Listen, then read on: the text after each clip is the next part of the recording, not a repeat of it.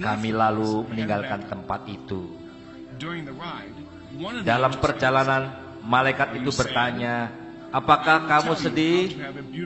Aku akan memberitahu kamu bagaimana caranya membangun rumah yang indah."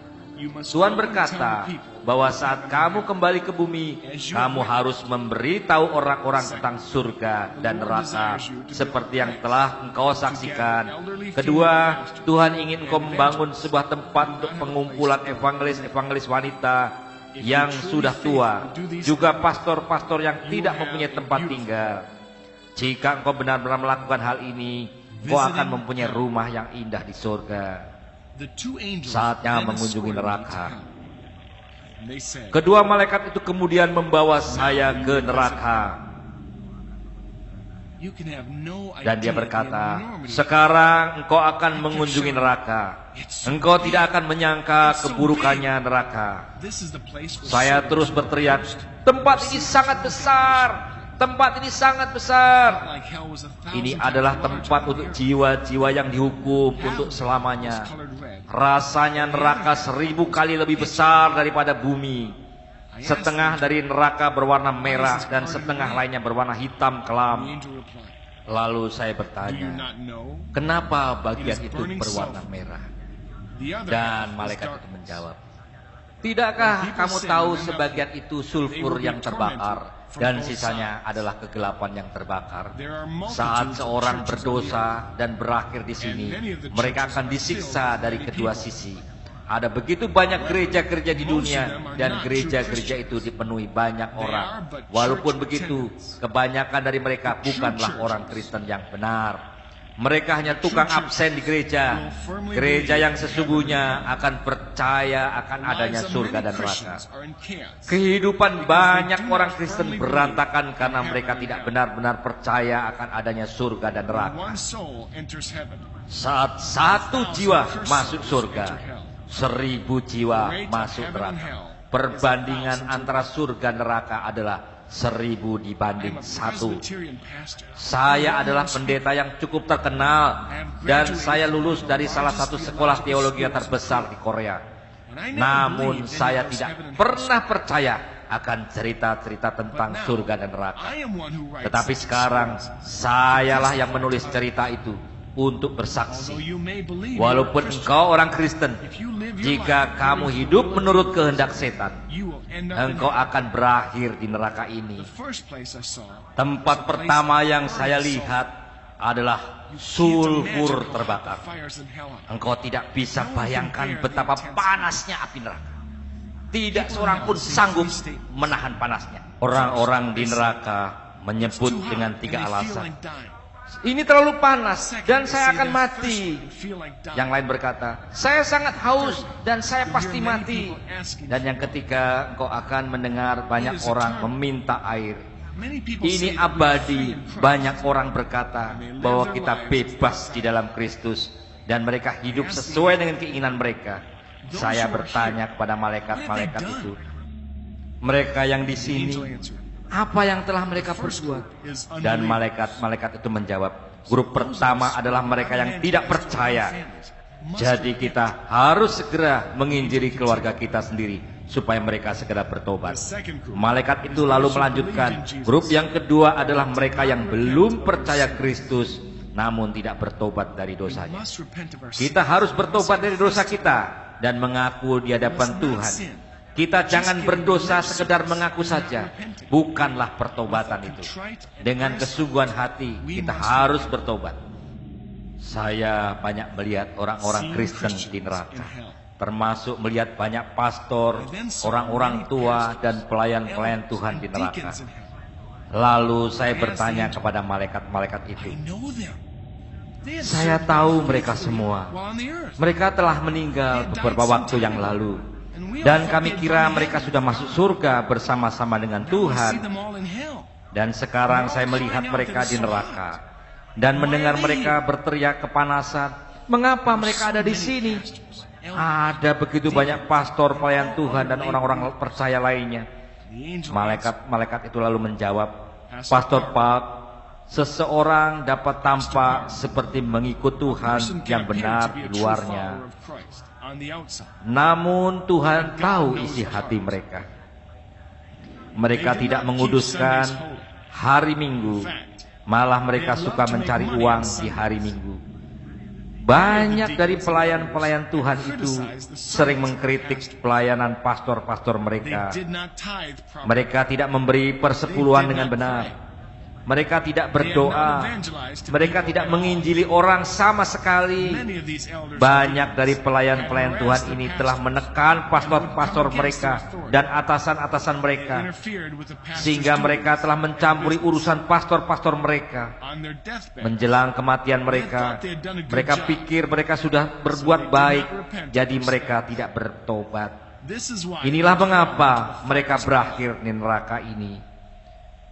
Lalu saya melihat seorang raja dan pangeran yang dulu membunuh orang-orang Kristen di Cina.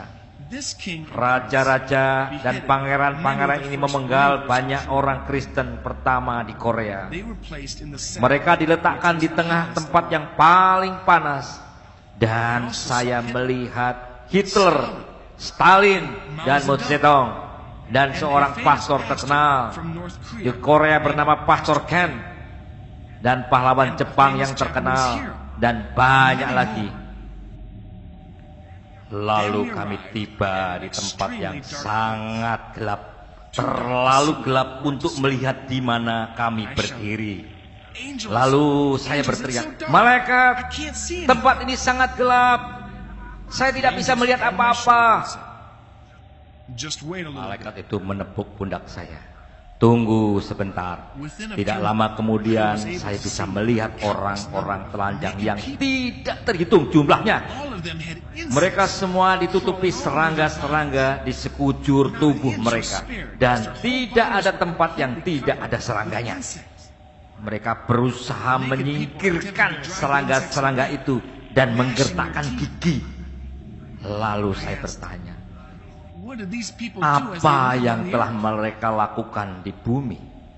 Malaikat itu menjawab, mereka adalah orang-orang yang mengkritik dan mencelakakan orang lain. Mereka tidak berhati-hati dengan apa yang mereka bicarakan satu dengan yang lainnya. Saya melihat setan-setan itu menusuk perut orang itu.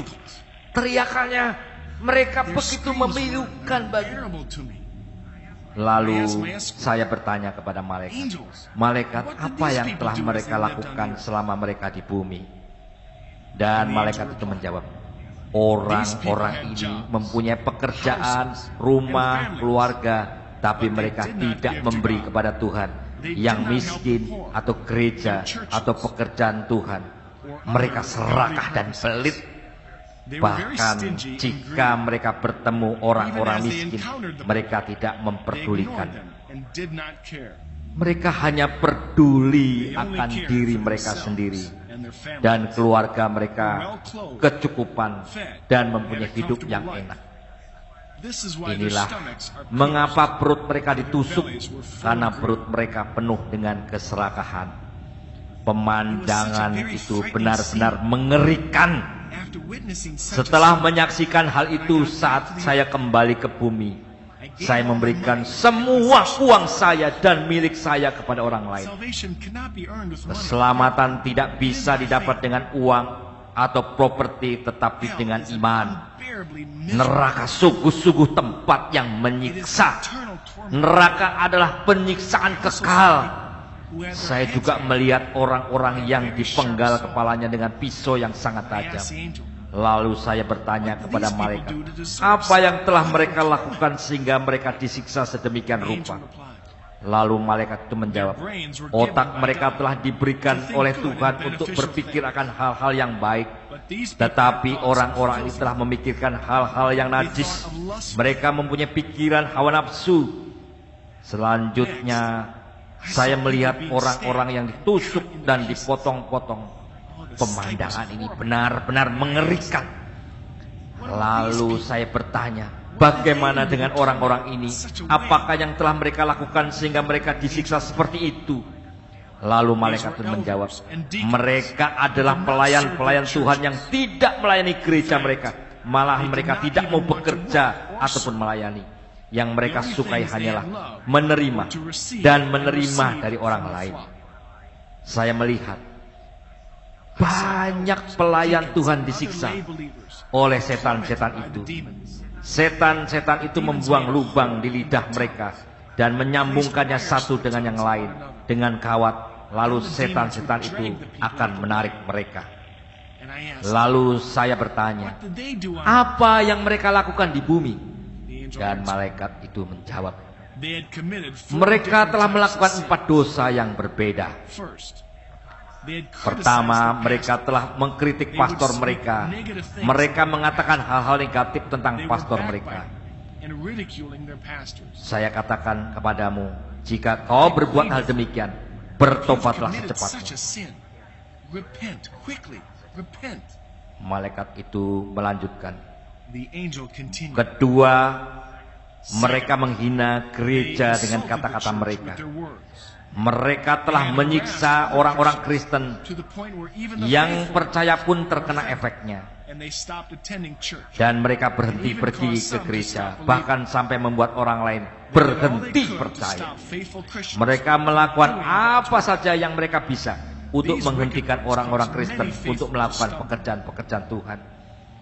Orang jahat ini menyebabkan banyak orang percaya yang tersandung. Dan yang terakhir adalah pasangan suami istri yang minum alkohol dan menyiksa keluarga mereka. Saya melihat setan menusuk pria dan wanita di perut mereka dengan paku yang sangat tajam. Dan saya bertanya, apa yang telah mereka lakukan? Lalu malaikat itu menjawab, ini adalah pria dan wanita yang hidup bersama-sama namun tidak menikah, yang telah aborsi karena mereka telah hamil. Mereka tidak pernah bertobat. Saya melihat sekumpulan lainnya, dan setan itu memotong-motong bibir mereka seperti memotong-motong daging.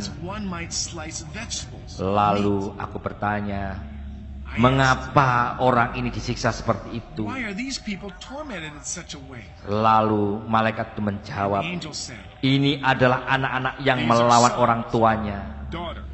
Seharusnya mereka bisa meminta maaf daripada membuat keadaan bertambah parah.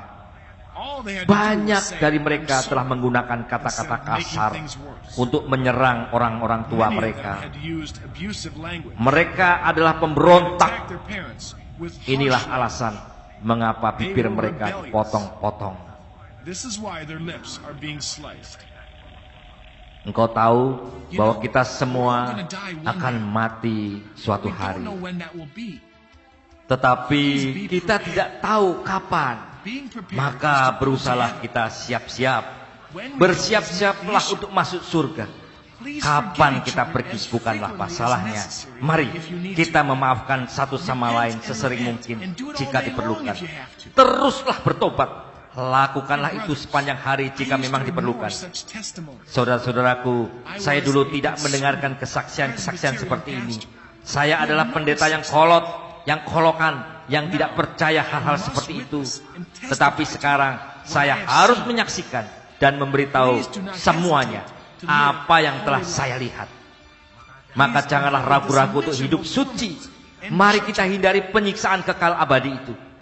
Marilah, biarlah kita diselamatkan.